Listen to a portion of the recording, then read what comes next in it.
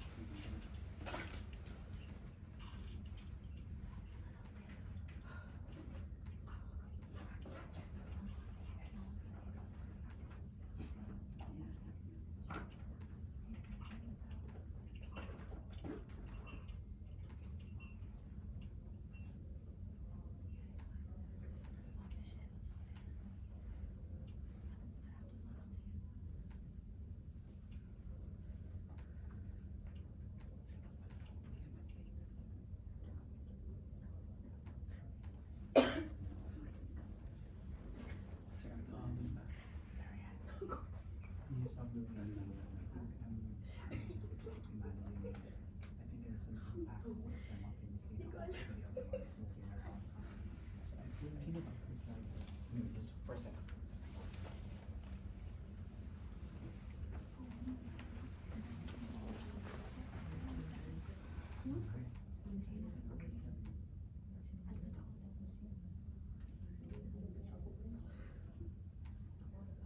Okay, we are now currently on mute, right? So you've muted everyone. I'm currently having difficulty clicking your computer. I feel like because of the load, you see, I cannot do anything at the moment. There you go. All right. Alhamdulillah, thank you, Lord. So let me share.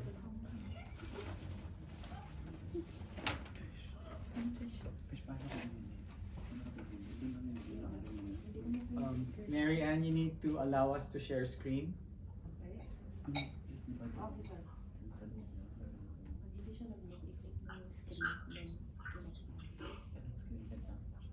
Again, good afternoon, everyone who has joined us. We are still trying to give more time for the others to join us. Welcome again to A1, Male and Female Medical Units Journal Club, the first ever and the third journal club for Neuromedical Division. So our topic for today is about burnout, specifically for nurses. And we're excited to give you guys this update together with our three amazing speakers from A1. And we're excited.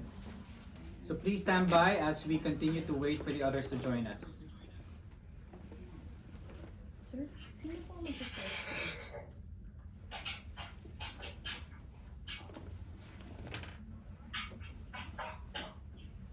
Ba't yung screen niya ako may anong free kita? Can you allow us to see the screen?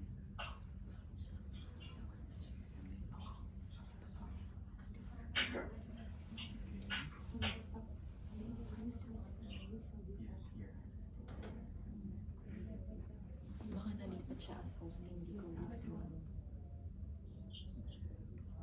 Baka yung na-click niya is nilipat siya at may host din. So far, the total participants we have is 34. We're good. 34. We can start. Raymond? Yes, ma'am. Sorry.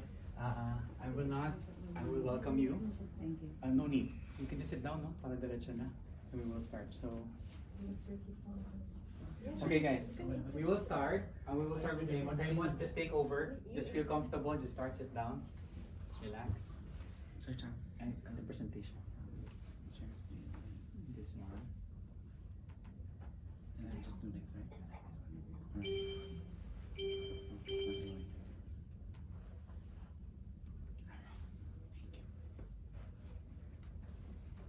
I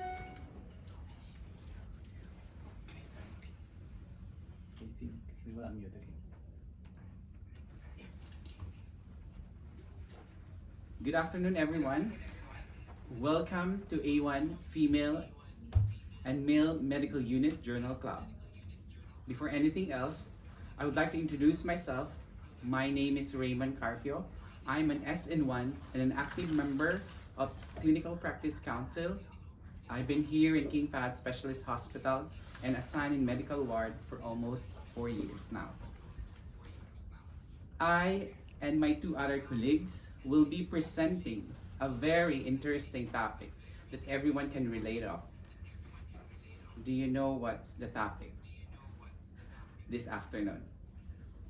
All right, it's all about burnout. I believe that this topic is very timely and relevant experience to all of us A1 staff since we started to split and convert our unit to respiratory isolation unit in the heights of pandemic. Most of us feel somehow burnout. And you bet it's a real thing. It really requires professional awareness, avoiding the stigma, and support is really needed. Before we go on with our presentation, No sound. No sound.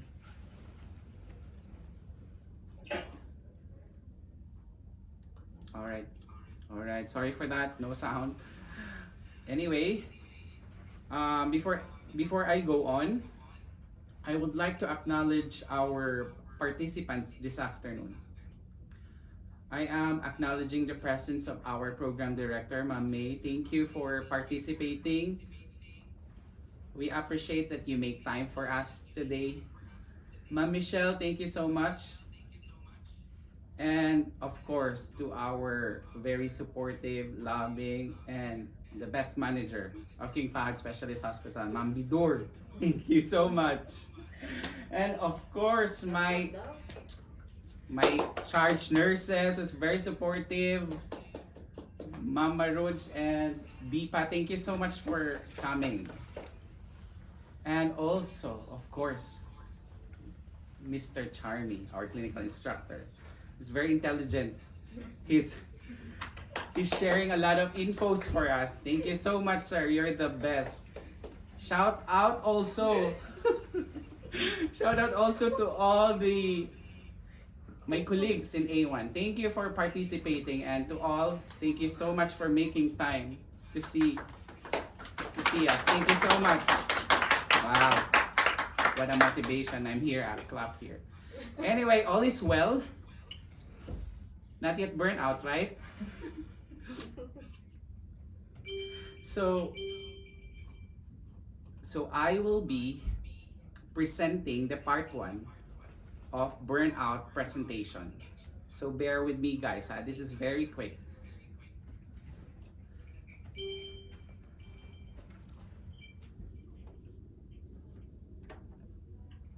All right. Do you know that nurses are more prone to having burnout than other professionals? It is because of the complexity of our work resulting to chronic occupational stress, which is very prominent characteristic of nursing work. Do you agree with me, right?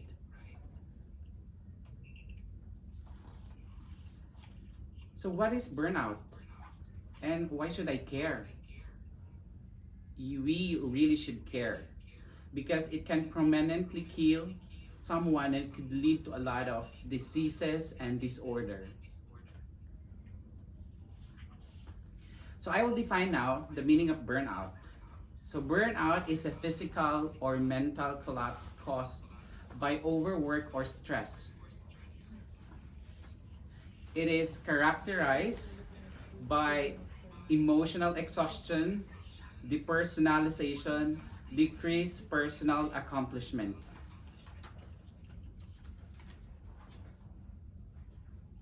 So what causes burnout? First is the health of other people. You know, we nurses, we prioritize our patients' care over our own well-being. I know that somehow you experience this, especially when you're busy, when you're too busy with your patients. Sometimes we forget to pee, or we forgot to hydrate ourselves, we forgot to drink water because we need to, to see our patient, that the patient is really important to us. And secondly, increase in electronic documentation. Upgrading one system or careware, it can cause burnout as well, because you need to reset yourself to learn and adapt new system, just like what happened to us. We are now using Medica Cloud, so sometimes we're learning about the new system. And thirdly is gender. Sometimes marital status can cause burnout. Of course, when you're single, you're ready to mingle. You're ready to mingle. I mean, just kidding aside, you have less responsibilities. Women also are more emotional than men. So women are prone of having burnout. I hope I won't get a violent reaction to our female participants here. High nurse-patient ratio. Poor turnover rate can cause high nurse-patient ratio. Currently in our ward, most of our patients is bedbound. And we all know that when our patient is bedbound, it's more complex. They require a lot of care. Because sometimes our patient there is like long-term patients. Overall, when you're emotionally, physically, and psychologically afflicted, the antecedents of burnout is greater. It could lead to heart diseases, chronic pain, GI diseases, depression, and even mortality. So the effect of burnout, of course,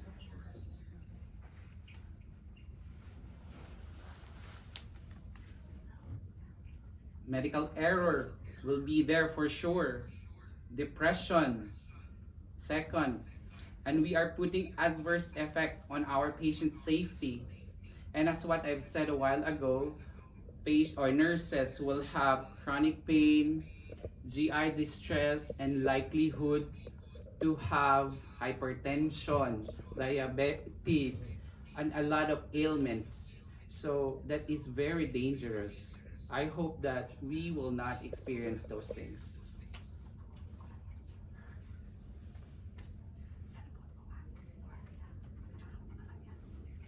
Potentially, it could endanger also the fund of our organization. You compromise yourself in a bad situation as well with your colleagues you're working with. And most importantly, you're putting harm on your patient safety.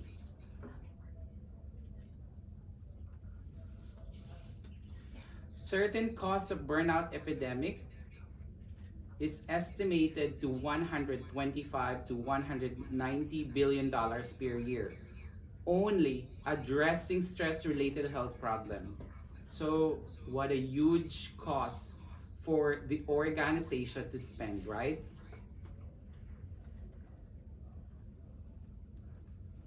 Currently, this study that we are presenting this afternoon has no review focus on the association between nursing burnout and organization outcome.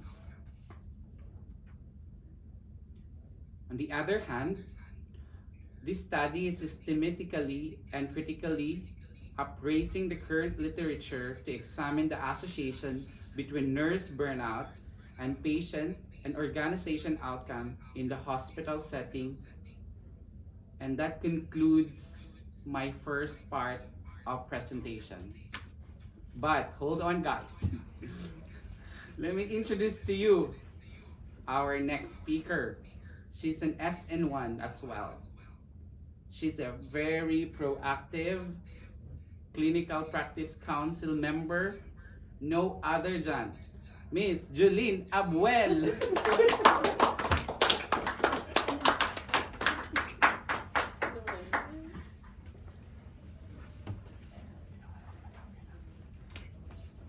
Hello, good everyone. Hi. Is everyone still awake? Hello, can I see a thumbs up there? Is everyone still awake? Heart, heart, thumbs up. Wow, thank you, Ate Laila. Thank you for the thumbs up. So, good afternoon, everyone. Again, I'm Jodine Abuel, presenting the part 2 of the presentation. As we proceed, I'll be tackling about the part 2 of the presentation, which is the methodology.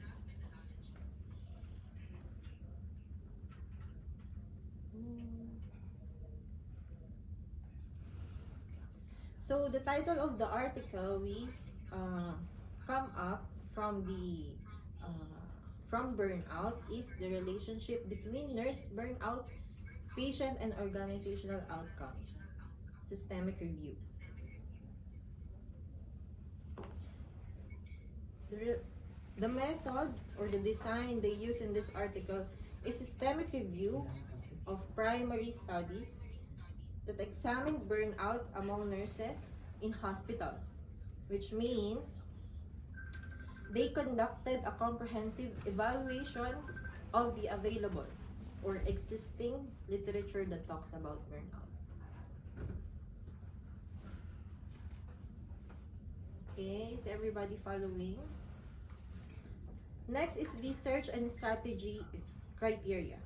So how did they come up with this study?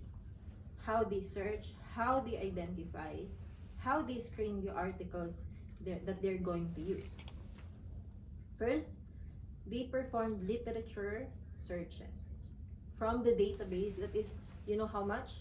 From 2,690 articles. So many, huh? So many.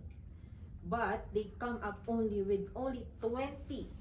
They studied only 20 articles out of 2,690 articles.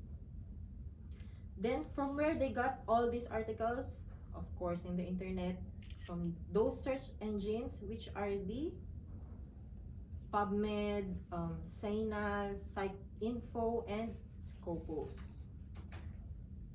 There were no data restrictions applied on this, and all studies that included nurses as part of the sample.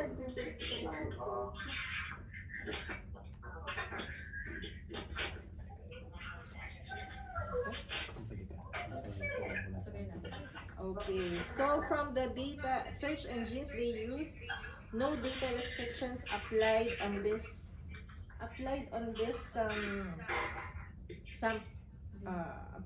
study, and all studies that included nurses are part of the sample.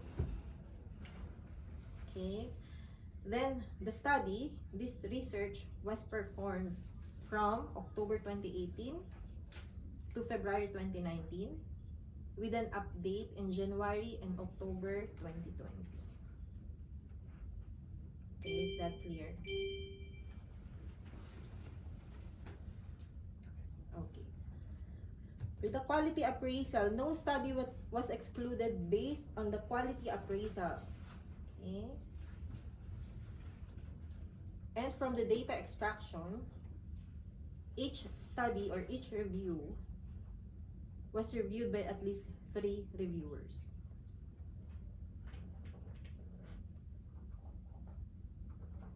Okay, is everybody following me? Let me see a thumbs up. Is everybody still awake? Let's go to the results of the study. So the nurses in these studies were primarily women. As you can see, 84.7% of the participants were women, and they are between 20 to 60 years old of age. And they are from 14 different countries.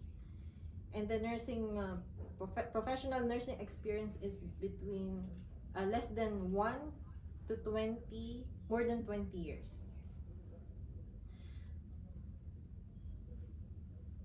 For the quality appraisal, All studies had clearly identified the purpose of the study. They used an appropriate methods. The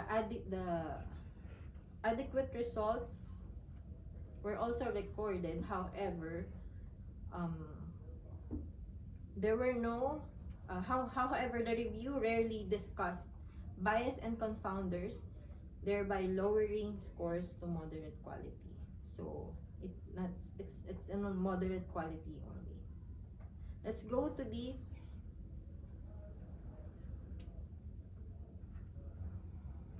burnout related outcomes.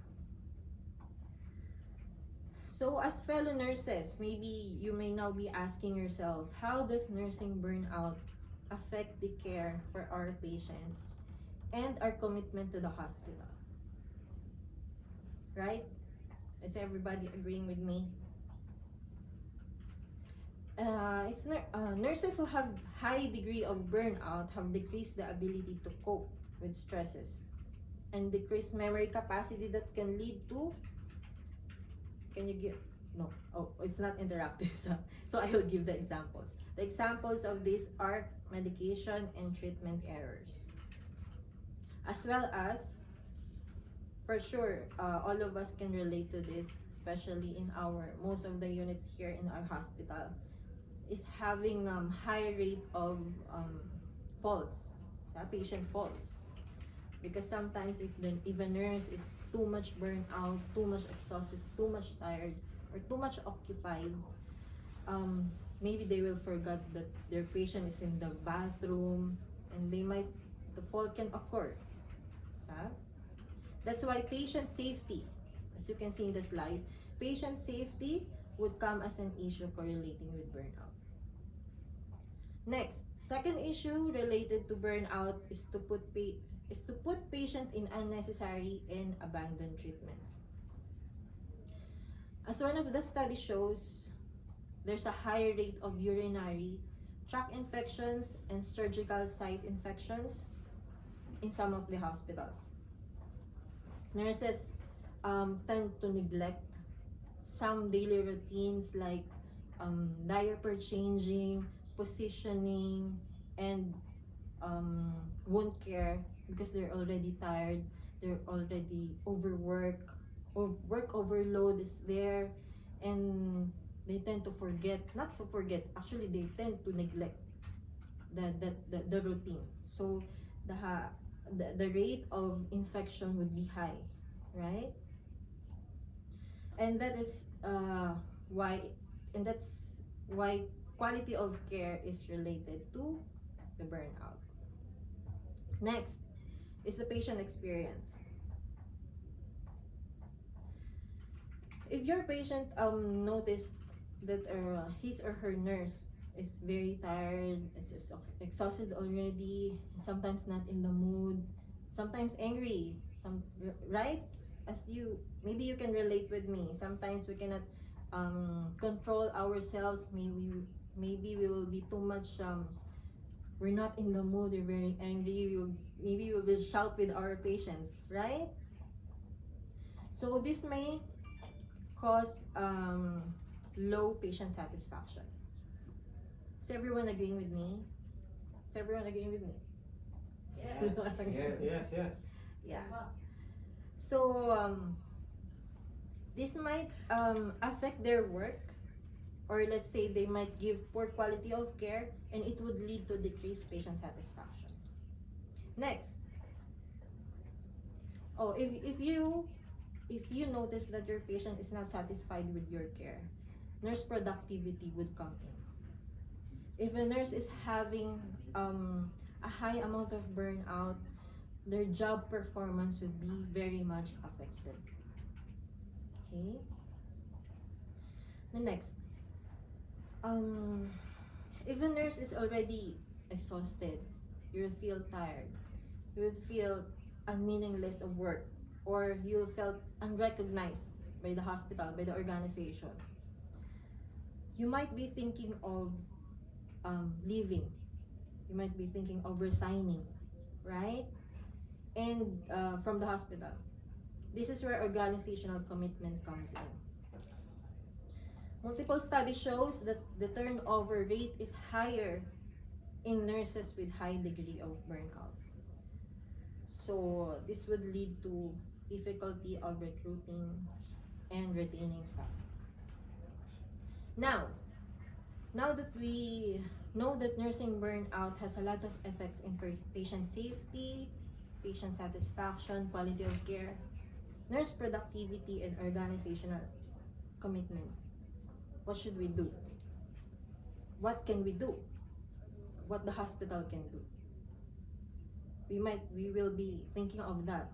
So what's the solution? How can we cope up? Okay, and with that, I want to introduce our next presenter, which is who's the most beautiful and most talented staff in A1. Let's give a round of applause. Oh, round of applause to Dari Rose Kam.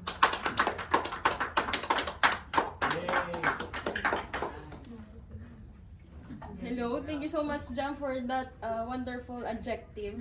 I will claim it. I am beautiful. To avoid burnout. To avoid burnout.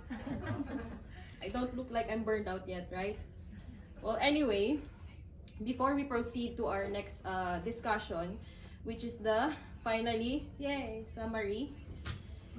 So, we would like to post reminders that if you have questions, so for us to be able to entertain your questions immediately right after the discussion, we would like to encourage you to post in your questions in the chat box, so it would be ready right after the presentation of the burnout.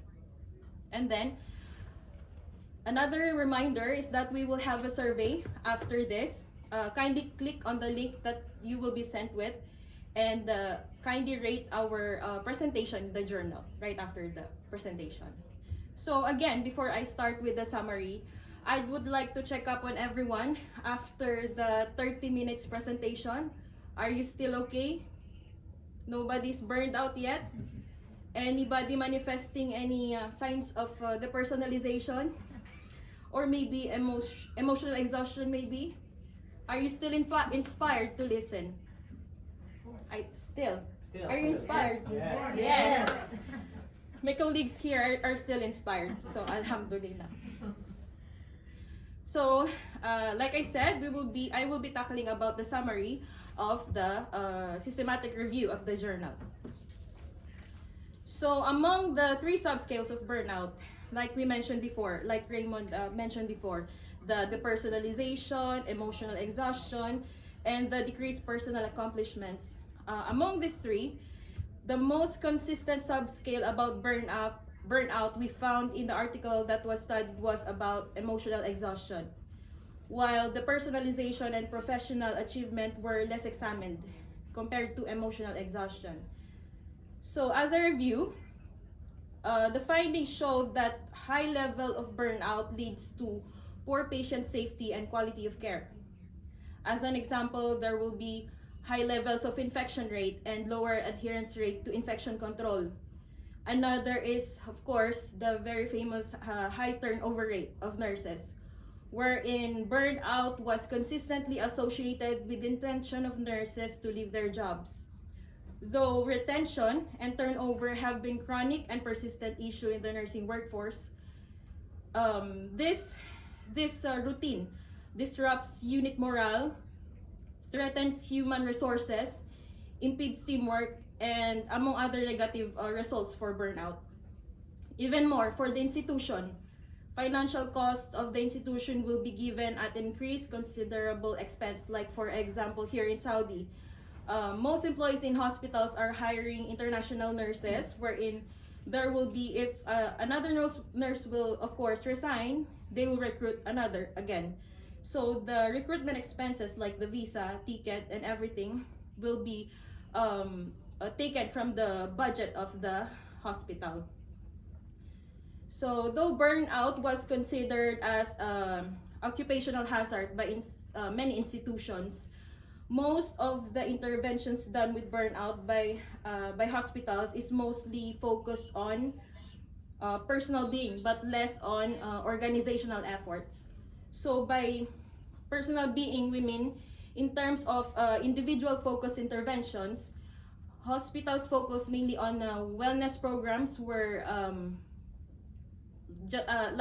wellness programs were implemented, like stress management, continued behavioral strategies, resilience training, and mindfulness programs. Those are the things. For King Fahad's Hospital, to those who doesn't know, we have full access to the gym. And of course, sometimes we will have schedules also for, like, I think we will have schedule for yoga that was advertised last week or a month ago.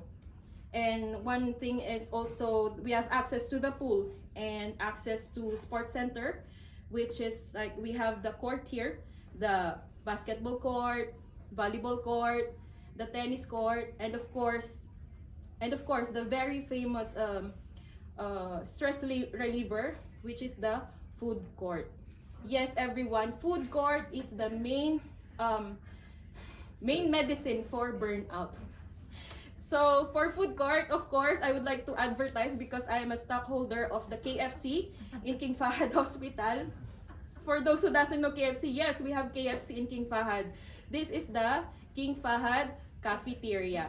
So by advertising, this is a paid advertisement, so I will get 10%. So please go to KFC. So to avoid burnout. So next, going back to the topic. I'm lost already.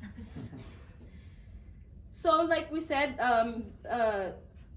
two interventions was made, focus on personal being and organizational efforts. So under the organizational efforts, the article recommended 5 interventions that will create a better organizational effort for burnout.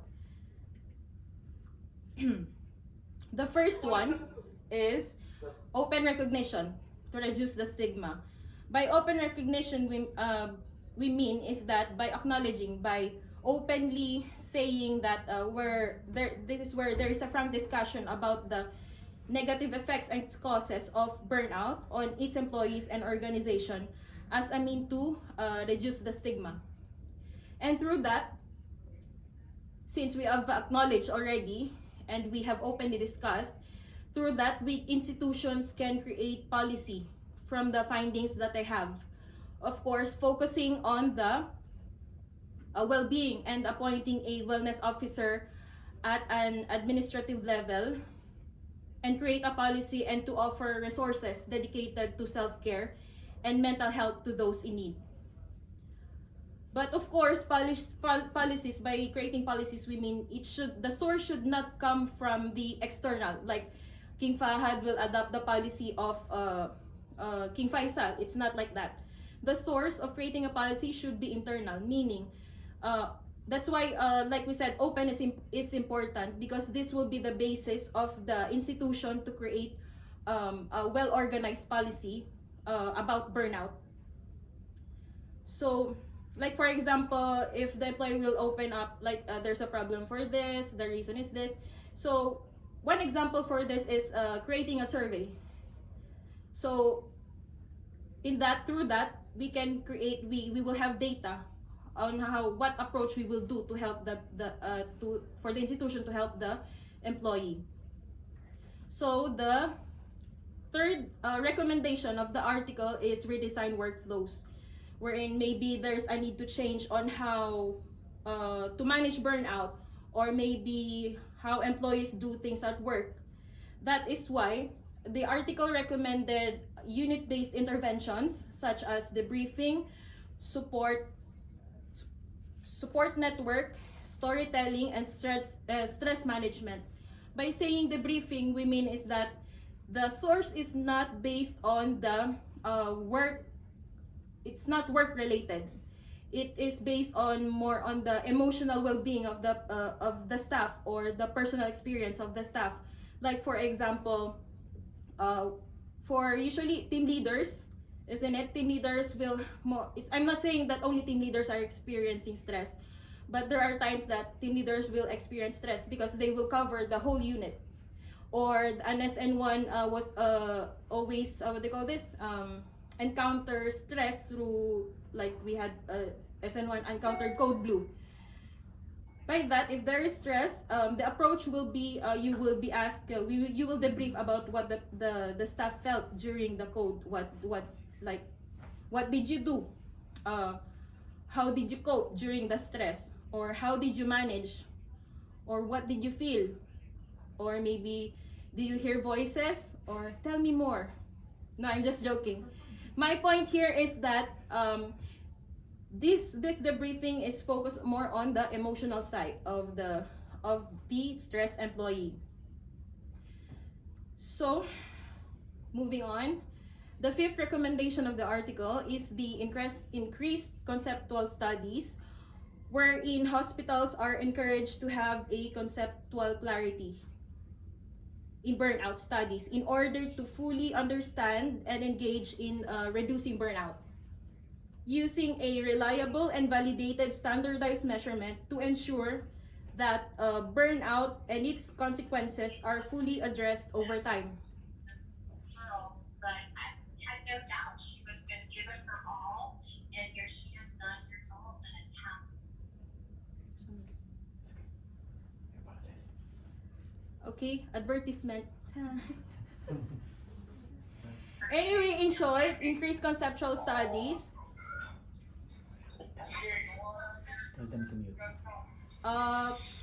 To those who did not mute, kindly mute so we will not hear your multitasking abilities while listening to the discussion. Joke. Okay, are we good to go? Muted? Okay, thank you. So those are the 5 recommendations in the article. So I would also like to say, in terms of, like I cited another multitasking.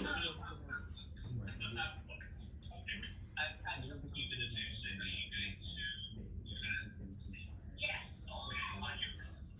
I'm excited. And excited. No sound. No sound. No camera also. No video. No sound at the same time. No video. The face of the video is.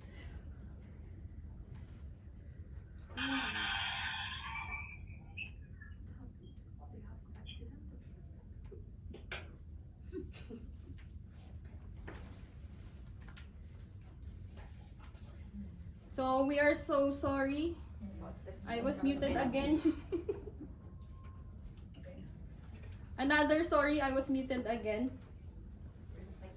So sorry for the technical difficulties. Another advertisement, surprise. So like what I said earlier, those are the 5 recommendations we reviewed in we have seen in the systematic review of the article for burnout. So in terms of organizational efforts, like we said earlier, right? We have the individual interventions by the hospitals, and in organizational efforts, in King Fahad, we have the gym and everything, wellness programs. Here in King Fahad, we would also like to remind you that we have also organizational efforts. Like if you are familiar with the Assist Me program and the wellness clinic, right? If you are familiar with these things. So with the current situation now in the hospital, I think we need to, raise awareness. We need to be more aggressive in promoting these programs of the hospital, because there's a high level of burnout nowadays because of the low staffing and everything. We all know this one already.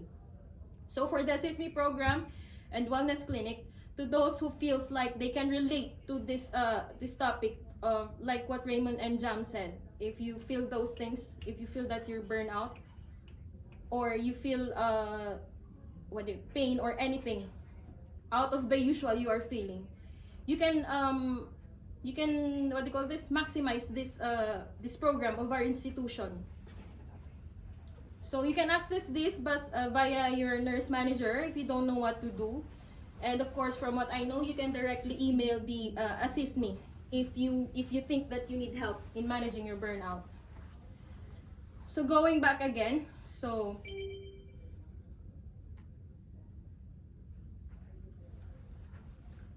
in the article, it was openly discussed that there are several limitations to the systematic review.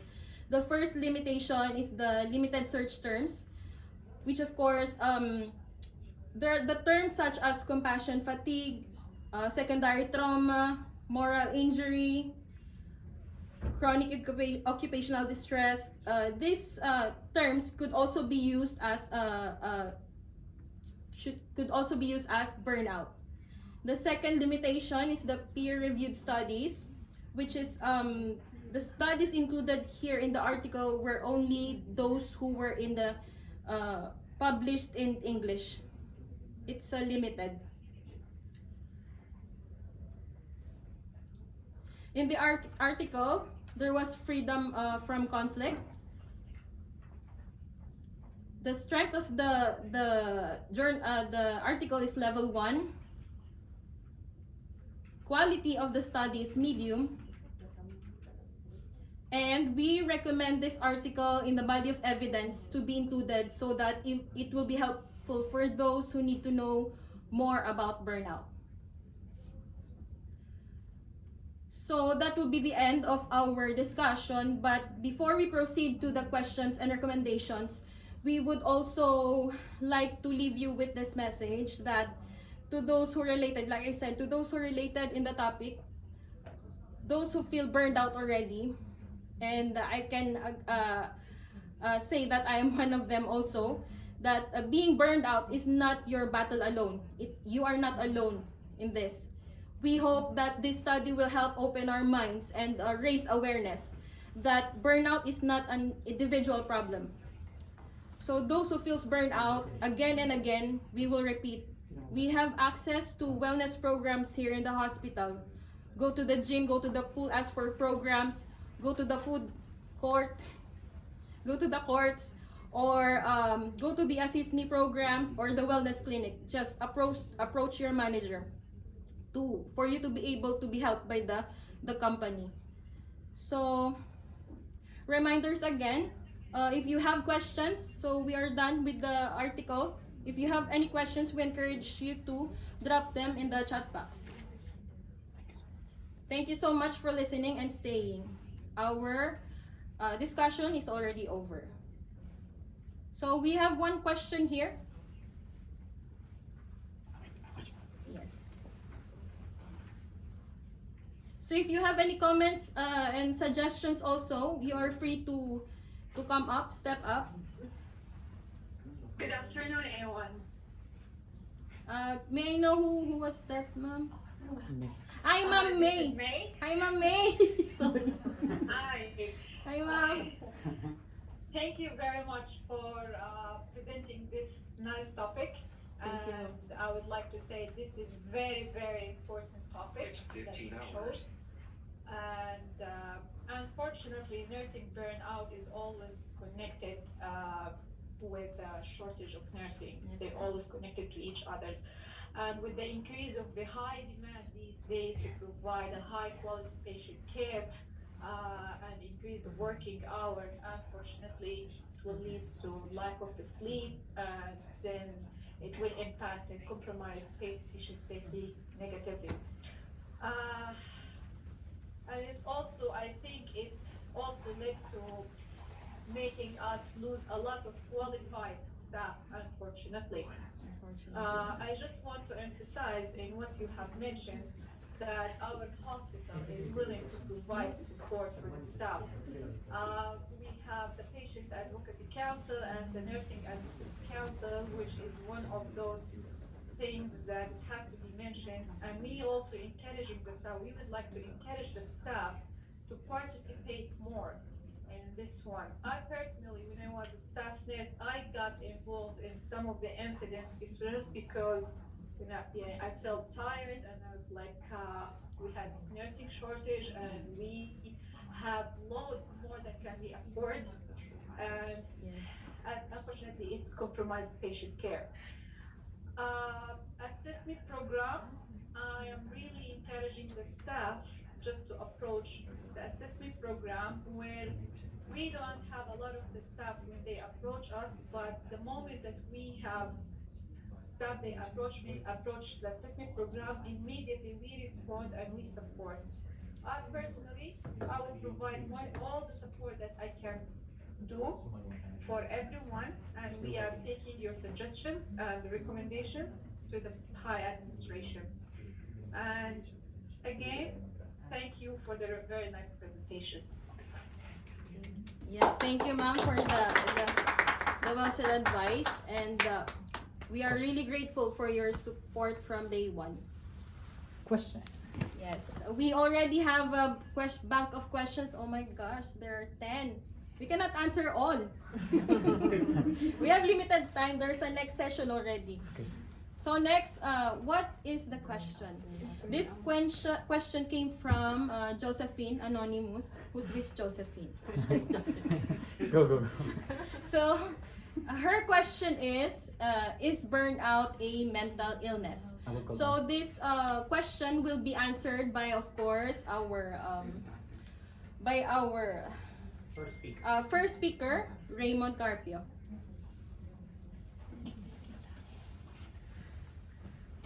Hi. Regarding to the question, what was the question? Is burnout a mental illness? Thank you for that wonderful question, Ate Josephine. I know you. Well, burnout is included in the 11th revision of the International Classification of Disease as an occupational phenomenon. It is not classified as a medical condition. Okay? So it is described in this chapter, factor influencing health status or contact with health services, which includes reasons for which people contact health services, but are not classed as illness or health condition. Did I answer your question, ma'am? Thank you.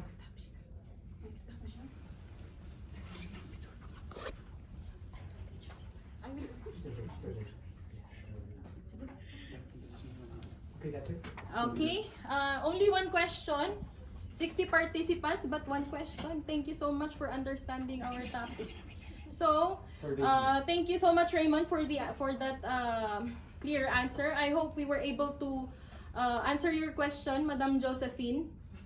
So before we end our... Thank you so much. Yeah, you're welcome, Josephine. Josephine. Go. So, again, we would like to remind you again, after this discussion, kindly click on the link provided in the chat box. Can we please all go to the chat box in the Zoom link, and you can see the link there. There will be link for the survey. This is to rate our how we did. You will rate how we did during the presentation of the systematic review for burnout. So thank you so much. Before we end the presentation, we would like to call on our own nurse manager, Ma'am Bidur, to give us final words.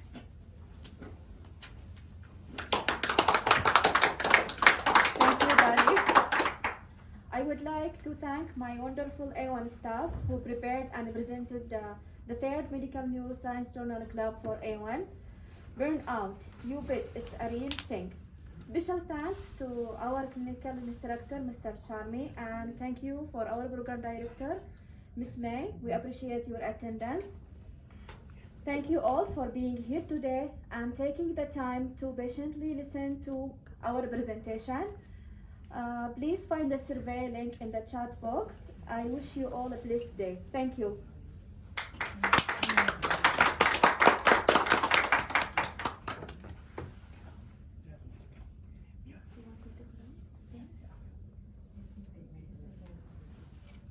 We will not leave for the meantime. Let them answer the link so that they will still have the link. So let them take time for people to click on.